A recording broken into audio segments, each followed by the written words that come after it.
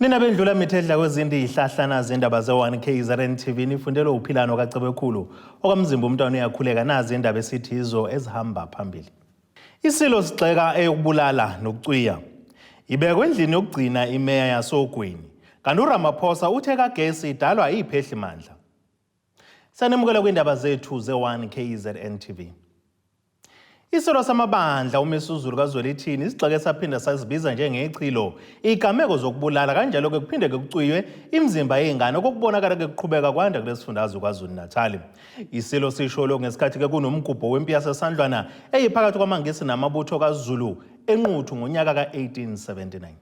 Ethula inkulumo yakhe Isilo uMesuzulu kaBhekuzulu ukhuze umkhuba wokulahla kwezingane ikakhulukazi lezi isuke iphila nebala elimhlophe ogcina itholakala imizimba yazo ingasaphelele.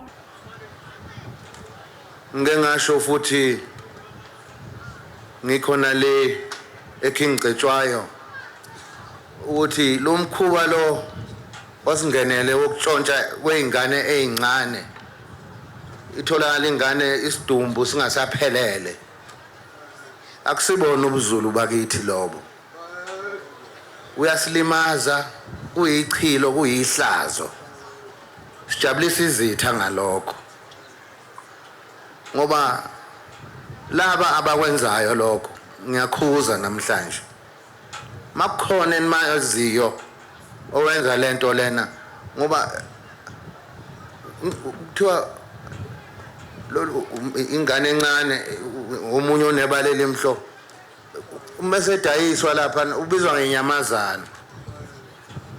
Ibhlungu lento le asiyona into umkhuba kaZulu sizibizela futhi sizibangela amabhadi. Ngiyacela ukuba makuphele. Umntwana wakwaphinda ngene ongundunankulu kaZulu uthi ngeke akuthola ukuphumula uma ngaze kadlule emhlabeni lungakacaci udaba lokubuyisela komhlaba ngalo kwesinxephezelo. Uthi lokhu kwathenjiswa umengameli kwisile sabuza ngakho usakulindela ukuthi naseParliament kube yinto ephasa ngokusemthethweni. His Excellency Mantamela Cyril Ramaphosa met with me at Richards Bay and seek the audience of King Zwelithini, who was there to see doctors. And I was there to actually see my wife, who was then, just before she passed away. And in front of us, he promised, Msholos, that when the ruling party passes the act of appropriation without compensation, that it is not eyeing the Ingonyama trust land, which I placed under the king with the Ingonyama trust land. But of course, I'm still nervous because some of your very important leaders, such as our former president, Mr. Mutandi, still say that that act must either be amended or actually removed from the statute. uMasipala uMzinyathi unezinye zendawo ezine ezinomlando mayelana nempi yamangisi namaZulu njengoba emlandweni kuvela ukuthi kunamanye amaZulu aphelela eShiyane eMsinga emva kokusuka kade sehlula amangisi enquthu. Umeya wesifunda uMzinyathi uthi uyafisa ukuthi nendawo enomlando yaseShiyane nayo kukhulunywe ngayo kufundisa izizukulwane njengoba nayo ingezinye zezinto ezaqhama ngesikhathi sempi yamaZulu namangisi. Uthi kodwa lokho kuzokwenzeka mangabe uhulumeni eqhubeka nokuxhasa mayelana nokuthi kwakhiwe imigwaqo ukuze kuzoheha izivakashi kuphinde kuthuthuke nomnotho kulesifunda. Ingqinamba nenkinga enkulu esibhekene nayo nazi umhlaba wonke edingwa abantu ngamazi Okwesibili okudingwa abantu ugesi. Okwesithathu izindlu bakubeka phambili lokho. Kodwa konke lokudinga imigwaqo kuba khanjwe kuyo. Bese kuba phela kwakha amathuba emisebenzi lokho. Ngokucabanga kwami nokuhlela kwethu sasicabanga ukuthi abakaSandra abacelwa Isilo esibuzileyo kusaphethe ungqongqoshe umnomzane umhlonishwa uDokotela uBlade Zimande bavuma bazokwakha imigwaqo. Sabiye sacela ukuthi bayichume imigwaqo ezizofika la eShiyane iziyoshona phezulu ifike eMekari. Umgubho ubuye kokuqala emva kweminyaka emibili kade kuhlasele igciwane iCovid-19. Kutabo Sibisi ngisesandlwane Nquthu. Ungqongqoshe umnyango wezokubusa ngibambisana neindaba zomdabu KwaZulu-Natal uSihlezi Kalala uthi ukudlula kwemhlabeni kweMeya YASOGWINI uPhumlile.1KZNTVNEWS akungabanqindi amandla ke abayizisebenzi zawo lo masipala kodwa baqhubeke nomzabalazo wabo ukusiza abantu ikakhulukazi njengoba ke le ndawo inenkinga yokwentuleka kwamanzi. UKhuzeni usholo ngesikhathi ke ethula inkulumo yakhe kwinkonzo yomngcwabo kaMthiyane ebibanjelwe ku-UGU Sports and Leisure Center egama lakhe. UKhuzeni uthi libukhulu kuyiqhaza elibanjwe nguSikhangane ukufukula umphakathi waSogwini. Ungqongqoshe wezokubusa ngokubambisana nezindaba zomdabu esifundazweni uSihlezi Kalala ukhuthaza abasebenzi bamasipala uGu ukuthi bangapheli amandla kodwa baqhubeke nokusebenza kanzima ukuletha intuthuko emphakathini. Lokhu kusho ngesikhathi ethula inkulumo kwinkonzo yomngcwabo kaMeya waSogwini odlule emhlabeni ngemuva kokuhlasela ukugula kwesikhashana uPhumlile.1KZNTVNEWS ubese encoma amagalelo kaMthiyane. Siyafuna ukuzwelana nomasipala waSogwini ngokudlula emhlabeni ukaMeya Mthiyane. Siyafisa ukuthi sinani kulesi simo nakulesi sikhathi esinzima. Ukubekezela kwenu ikona okuphumelelisa umzabalazo wabantu balapho. Yafisa ukuthi nidrowe ngestrength from leya ngoMeya ekulwa omama abadala ethi noma ngithwele isiphambano sinzima sona ngisindwa la kodwa ngizothola umqhele ekupheleni kwendlela. Kungaba nzima but we must know that at the end the victory ukufakela abantu amanzi ugesi imigwaqo ukukhanda abantu bakwazi ukuthola imisebenzi yona nto esiyobonga ngayo. Ukudlula kaComrade uPhumlile kuvula igebe enkulu kulo masipala waSogwini. Njengomnyango wakwaCopter sisebenze kakhulu nalo masipala. UZikalala uthi uMthiyane ubehleze kulungela ukusiza lapho kudingakala khona. Uthi indawo yaSogwini ikhahlamezeke kakhulu kwezomnotho ngesikhathi kuhlasela iCovid-19. Basilana nje lo masipala waSogwini uyaquka ngenxa yokuthi umnotho wakhona ulele ku-tourism e-affectwe kakhulu lockdown nge-COVID-19 kumanje i-affectwa umntuleka kwamanzi. Lo masipala uyakhupha from ukushiswa kwama-truck awu-17 ayethengelwe ukudilivela abantu amanzi but ashiswa esedepo kamasipala. Lo masipala esikuwo unazo iy'nkinga ezinye ezibuhlungu ey'balwa ukubulawa kwaholi bomdabu. And therefore leyo void ekhona kumele sibe prepared ukuthi sikwazi ukuyivala ngokushesha. Abantwana baMthiyane bamchaze njengomama obenothando futhi obekhombisa ubuqhawe ngaso sonke isikhathi.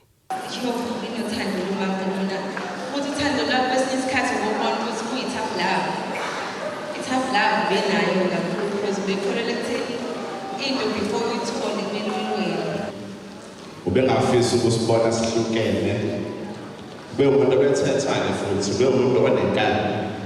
Inkani bekhona inkani yakho ayibiyinhle ngoba ayibelungisi. Bengize ngithi ngabe ngikhuluma nabafuthi ngibatshela ukuthi yabona-ke lapha ngiyana sopolitiki ngisho kuthiwa mhlawumbe i-argument yami i-right nokuthi i-wrong kodwa isi-wrong ngoba yena uzofuna ukukuphikisa. Ubekwe endlini yakhe yokugcina emathuneni asekhaya ezinqoleni. Ezindabeni ze-1KZNTV kubikuza Amando Sicele ngisesayidi. Umengameli wenhlangano ebusa kuleli ukhongolose uCyril Ramaphosa uthi ukucishwa sakonga ugesi kuwumphumela onganakekelwa kweziphehlimandla zikagesi eminyakeni eyedlule. Ube ekhuluma ngesikhathi kethula inkulumo yakhe kumhlangano obuholi be-ANC KwaZulu-Natal nobubanjelwe eMgungundlovu maphakathi nalesi sifundazwe. Umengameli uRamaphosa ukhulume kakhulu ngeyinkinga zikagesi wathi kumele kubhekwe ezinye indlela. Lolu ke uhambo lwakhe lokuqala kulesi sifundazwe ulandela inkonzo yokukhethwa kobuholi nyakeni. Umengameli wezwe kuleli uCyril Ramaphosa uthe uyajabula ukuthola ithuba lokuhambela esifundazwe saKwaZulu-Natal. Ubese kubalula ukuthi inkinga yagesi kumele isukunyelwe phezulu njengoba ilimaza izwekazi lase-Afrika. We must without delay deal with the electricity crisis that faces the nation. That is a primary objective and a primary task. We know the dire effect that persistent load shedding is continuing to have on our people's lives as well as livelihoods. Workers and the poor are most affected. Without a reliable supply of electricity, companies in the end become reluctant to invest. I know for a fact that we cannot continue making excuses to our people, because as we outline all these challenges, our people are not interested. Our people just want to know ukuthi ugesi ubuya nini. That's all they are interested in. Lokho kunye ngikhuluma ngakho bathi asiyakuzwa kodwa ubuya nini ugesi. uRamaphosa uthe inkinga enkulu ngogesi ukungalungiswa kweziphehlimandla eminyakeni eyedlule. Uthe kwayalelwa inkampani ephehla ugesi u-Eskom ukuba iqhubeke isebenze ingawucimi ugesi. Uthe lokho kwadala ekutheni isiphehlimandla zicekeleke phansi. Wathi inkinga le endala ayiqalanga sekuphethe yena njengamanje. In the past, one of the problems, comrades, that we had was that over time we did not maintain our power stations. And in fact, we went through a period at Eskom where the word that was issued was don't maintain, just run the power stations and keep the lights on. You might have heard this dictum that was issued. Kwakuthiwe keep the lights on, particularly as we went to 2010. So the staff at Eskom just kept the lights on and maintenance did not take place. Now what we are reaping today is that many of the plants that were not properly maintained, and it was not only not being properly maintained, the funding for maintaining them was also not made available. So over this time, maintenance was downgraded and the plants were run very hard. Uthe uRamaphosa unxuse inkampani yakwa Eskom ukuba ingawunyusi ugesi njengamanje ngoba kunohlelo oluqhubekayo lokucima ugesi ngenhloso yokubonga. I have said to the board, I've said in the light of the load shedding that our people are going through now, I would propose that you as the board, and it is the board that must deliberate on this, that you as the board consider postponing this so that it must not be implemented now and negatively impact on our people. That's what I have said. Kanti ngesikhathi evula inkulumo yakhe uRamaphosa uthe ubuholi besifundazwe kumele beseke ubuholi obukhethiwe enkonfeni eyedlule. We all rally around the elected leadership, whether we like them or not, whether we supported them or not. And the ANC in KZN has always been leading in that role. And I expect you to continue giving leadership in the overall organization when it comes to that principle. It is an important principle. Ezindabeni ze1KZNTV nguAyanda kisemgungundlovu. Isazi ngesimo njalo sezimayini kwisikhungo semfundo ephakeme eVets University uJabulani Isilo uthi ukubhukuda emanzi enasala kezimayini esezavalwa kungaba ke nemthelela ke ehlukene ingozi emzimbeni womuntu. Uselo ukuthi kamazinga okubanda kwamanzi aphuma phansi ngaholela kwisifo esibizwa phecelezi hypothermia okuyisona esiqeda kamandla kumuntu aze aphethe ngokuthi aminze. Uselo kusho kanjena kulandela ukuminza komuntu emayini eseyavala kwesakakhoza ngesonto eledlule. Ngemuva kokubonakala kwezinkumbi zabantu ezithutheleke emayini yenkwali engasasebenzi kwesakakhoza ziyobhukuda nokukholele ekutheni igcina sekuminzo wesilisa ngesonto eledlule, ithimba lezindaba le1KZNTV lixhumane nesazi ngesimo bunjalo bezimayini uJabulani Isilo. Usilo uthi ukuminza emanzini asezimayini ezindala kudalwa ukukhungathwa ukubanda okweqile okudalwa ngamanzi aphuma ngaphansi komhlaba. So groundwater normally have those cooler temperatures because it's water that is normally locked underground at surface for a longer period of time. So when that water, when they mine, when they dig these quarries, and then they expose this groundwater, and then it comes up to the surface, and that is what normally fills up these mine quarries that you see there in those places. So that water, as a result, then becomes colder than the normal water. And then the danger of that is that when people jump into that water, so the body goes into shock. Hypothermia. So umzimba mau experience hypothermia, you temporarily shut down. So that's why even in the past, the one who drowned, I suspect it's probably because of that of having experienced hypothermia. So Usilo uphindeke wabalula ukuthi lamanzi aqukethe okukhulu ukungcola ngenxa yengqubevanga ezinsiza kusebenza ezabe sisetshenziswa yimayini. Lamanzi lawo angcolile, yabona. Lamanzi lawo angcolile ngoba kuba nalento bayibiza acid mine drainage. So acid mine drainage actually it emanates from reaction of that water with some of the heavy metals ezikhona la kula mine ngoba mine abasebenzisa ama chemical na zonke lezi zinto. So lezi zinto mahlangana over time ziya mixa and then they end up making the water appear become acidic. Kanti ke uphinde waxwayisa ngobungozi bokuma kwemayini ongaholela ekutheni izindonga zayo zidilikele phezulu kwabantu bephakathi. In those areas, because mabe miner maba normally kuba because it's an open pit, kuba nama benches and slopes and all.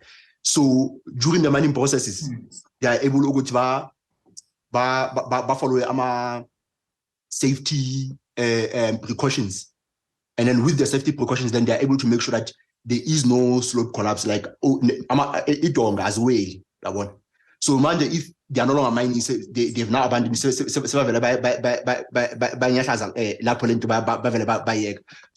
also that risk to go to idonga now collapse, and then mass collapse, they can also bury people into the water and also underground as well.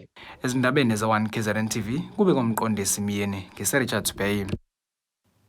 Ake sithi shelele idolo mbukelo sophinde sibuye nezinye zeindaba zethu.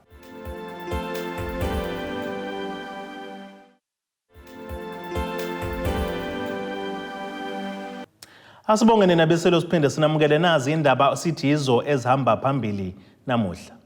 Isilo Sigxeka eyokubulala nokucwiya ibekwe endlini yokugcina Imeya YASOGWINI. Kanti uRamaphosa uthe kagesi idalwa iphehlimandla.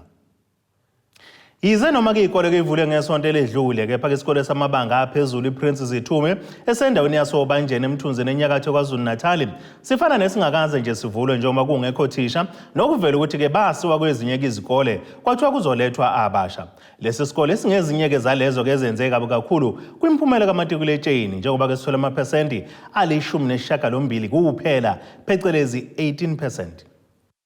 Basale dengwana abafundi besikole samabanga aphezulu iPrince Zithume esisobanjeni enyakatho nesifundazi KwaZulu-Natal emva kokuhamba kothisha beyisa kwezinye izikole ngenhloso yokuletha abasha.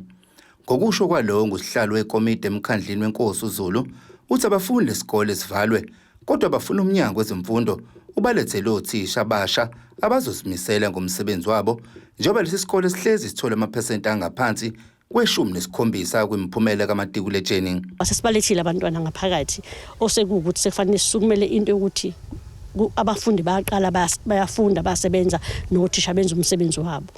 Into eyenzekayo ke njengamanje sine meeting ne Department of Education okungudirector uMamunzama noBabudube. Siyabonga ukuthi noma sesilwa nabo bayasibekezelela futhi ba willing ukusilekelela kuzo zonke inkinga esibhekene nazo. Bakhona ke ukuba ukuthi sibe ne meeting sibuke ukuthi ngoba sithe sifuna othisha of a good quality. Asibadinga othisha abazofika badlale ngezingane zethu ngoba ungaphasi kweingane kusho ukuthi othisha bengafuni ukusebenza nabo. In as much as bezikhona ezinye inkinga bengaba khona kodwa nothisha bebengayimisela ngokulekelela ingane zethu ngoba from 2013 kuze kube manje asikaze siphase isikole ngephesenti engaphezulu kwa 17.something%.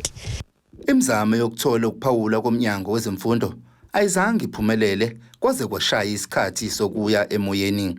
Khona manje inyunyana yothisha iNational Teachers Union inathu ngamafuphi ithi nakuba ikushayela ihlombo ukuphasa kwabafundi bakamatikuletsheni kodwa ithi lokhu ngabe kube ngaphezulu kuba konke abakushoyo kumnyango wezemfundo uyakulandelela.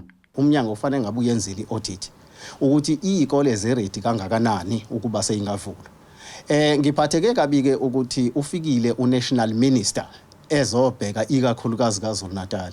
Wathathwa wayisa ezikoleni esesimeni esilungileyo. Kwangayiwa endaweni ezisemakhaya la kunenkinga khona. Sisenenkinga ye-learner transport. Umnyango usahlulekile ukuyiprovide. Kukhona indawo la izingane kufanele zisuke khona emakhaya ngo-4:30 nje ukuze zikwazi ukucover esikoleni. Naloko kuyayilimaza ngoba zibe yisakwazi ukufunda kahle. Bese sizoba nenkinga yothisha ekuvalwe bengekho ezikoleni. Nezikole ezinye ngikhuluma nawe nje namanje othisha bakabibikho. Lokho kudala kube khona inkinga ngoba umsebenzi wothisha bangeko ugcina unikwe othisha laba bakhona bese befundisa kanzima. Sibe nenkinga njengoba kuvuliwe kukhona izikole engazange zisithole istationery esifanele okuyihlazo ngoba awukwazi ukuthi istationery yini yenza singabe bikho ngoba kunabantu abaqashiwe ekufanele ukuthi istationery basibheke kube yisona. Esilabenzi 1KZNTV kubikuthi abantu maphumulo obanjeni. Zinyeleke inyoni esandleni izikole ezintathu eziseningizimu nelikaMthaniya ezakhahlamezeka ngesikhathi seyikhukhula kulandela ke ukulungiswa kwengqalasizinda ngabesikhwama iHollywood Foundation. Obhekelele ezokukhangiswa kwabaka Hollywood Foundation uvuyisile ngobese uthi lo mnikelo bawenze ngaphansi komkhankaso abawusungula owaziwa ngeHands of Hope kanti ke uthi bahlose ngawo ukusiza ke izikole ezalimala ngesikhathi seyikhukhula. Khuluma ke nezikole indaba umqungebe uthi imfundo ibalulekile ngakho akufanele abantwana bafundele endaweni engaphephile. Izibe senhlanhleni izikole ezintathu eziseningizimu nesifundazwe kwaZulu Natal ezilungiselwe ingqalasizinda zaphinde zanikelelwa ngesamba sika 100,000 isikole ngasinye. Ngokusho kobhekelele ezokumakethe eHollywood Foundation uthi ngenxa yokuba semqoka kwemfundo kubona babone kungcono ukusiza ukulungisa izikole ezalimala ngesikhathi sezikhukhula ngaphansi komkhankaso Hands of Hope. So sabheka ukuthi asenze phase 2 Hands of Hope phase 2 la sivuselela khona ingqalasizinda yalimala. That is why ke silana eMarket namhlanje size ezikoleni ezintathu esizosiza esesiqedile in actual fact ukuzirenovate sizobanikeza officially imali ukuthi baqhubeke. Sithe asikuhlele sikwenze in time for back to school ngoba ziyavula izikole and sifuna ukusetha itone for unyaka. Siyazi abantwana bavale esikoleni ingqalasizinda mhlambe kwabanye ingakabi sesimweni so senzela ukuthi mebebuyele esikoleni bafike ene environment isesimeni sokuthi bakwazi ukufunda bangakhathazeki ukuthi kunamaklasi aconsayo. Ungobese uthi kubalekile ukuthi izingane zifundele endaweni ephephile wabese balusiza balihlinzeke kulezi izikole. Izikole zontathu lezi sehlangene u300,000 so for each school 100,000 allocation ebekhona. Silungise la lesoqala imbambi silungise omagata fascia boards nakwesilandelayo futhi ngokunjalo ceiling iroof ibilimele. Kwesesithathu which is isikhuthali primary school silungise ama-admin blocks salungisa namaklasi awu5 salungisa ne-library ibilimele futhi nakhona iroof yakhona ibilimele uceiling ama-fascia boards amawindi ngokunjalo futhi nawo ibilimele. Uthisha nhloko waseMbambi High School uthi ujabule kakhulu ngomnikelo abawutholile. Basilungisela ikakhulukazi ogate asade bevuza ama-roof evuza ukungafundeki-ke kahle uma kwenzeka lezi zinto. So kusijabulisa kakhulu ukuthi sithole lolu sizo esilitholile njengamanje. Obambe njengomeneja kwisekhethi yasemagethi kumnyango wezemfundo uthi izikole eziningi zalimala ngesikhathi sezikhukhula kanti umnyango awunayo imali yokuzilungisa zonke ngakho kubahlaba umxhwele ukuthola umnikelo ofana nalona. Ngenxa yama-flood enzeke last year if I'm not mistaken izikole zalimala kakhulu ayikancane kodwa umnyango wezemfundo awunayo imali eyanele ukuthi ingafixa all those schools. So ke kuyintokozo enkulu kuthina ukuthi iHollywood neGagas ithathe this initiative ukuthi izosiza ezikoleni zethu.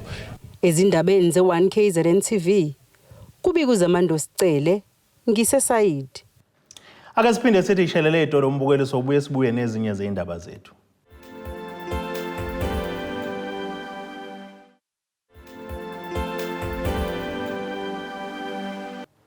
Asibonge siphinde sinamukele nisabukele zona indaba ze1KZNTV nazo kwezona indaba esithi izo ezihamba phambili namuhla.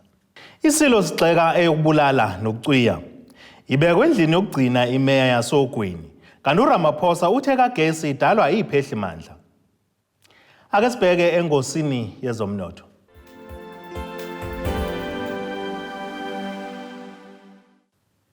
Iranda kuleli bizo 17.15 cents kuyidola laseMelika libe ngu21.27 cents kupondo waseBrithani libe ngu18.17 cents kwi-euro yase-Europe kanti itengo yegolide yona ime $1,037.25 cents ounce kuthi itengo yolongahluziwe ube ngu$87.63 cents umphongolo.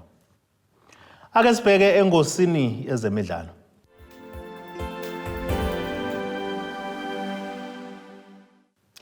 Iqembu lamatsatsa aPitori SuperSport United seliqinisekisile ukuthi selisayinisa umgadli ongokudabuka ezweni laseSenegal uMamoniang ngenhloso yokuqinisa kumafolosi. Lo mgadli okubika ukuthi usayindeke inkontileka yeminyaka emithathu kubika ukuthi uzovala ngesikhala sikaThamsanqa Gandaganda Gabuza okunemibiko yokuthi kangeke liphelele lisonto ingalijoyinanga iqembu laKwaZulu-Natal Royal AM. Kubika ukuthi umqeqeshi wamatsatsa aPitori Gavin Hunt uchazekile ngakuboneke kulo mdlalo ngesikhathi ezilolonga naleli qembu wabese ekhipha umyalelo ukuba ke asayiniswe. Ake sibheke nasi isimo sezulu esingalindeleka.